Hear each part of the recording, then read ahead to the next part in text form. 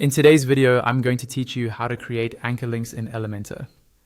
Anchor links are a great way to help visitors quickly jump to specific sections on a page, like a pricing table, a contact form, or a FAQ section. They work especially well on longer pages, and they can make your site feel much easier and faster to navigate. Let's start from your WordPress dashboard.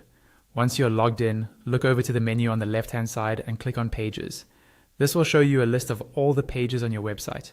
Find the page where you want to add an anchor link. When you hover your mouse over that page title, you'll see some options appear underneath it. Click on Edit with Elementor to open that page in the Elementor page builder. When the Elementor editor loads, you'll see your page in the main area. And on the left, the Elementor panel with all your widgets. This is where you'll find the tool we need. In the search bar at the top of the panel, type Menu Anchor, or scroll until you see the Menu Anchor widget.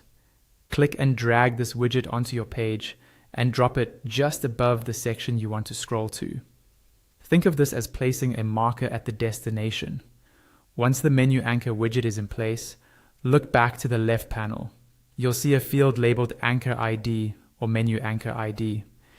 In this field, type a short, unique ID without spaces, such as pricing or contact section.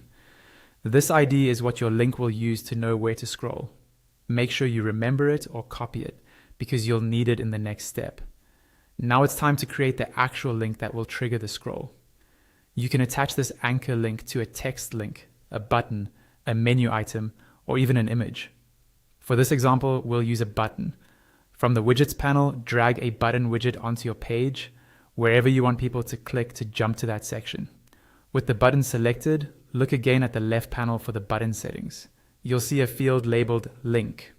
In this field, type the anchor ID you created earlier, but add a hashtag or sharp sign in front of it. For example, if your anchor ID was pricing, you would type #pricing in the link field. The hashtag tells the browser that this link points to an anchor on the same page. Once that's set, you can test it inside Elementor by clicking the Preview Changes icon and then clicking the button.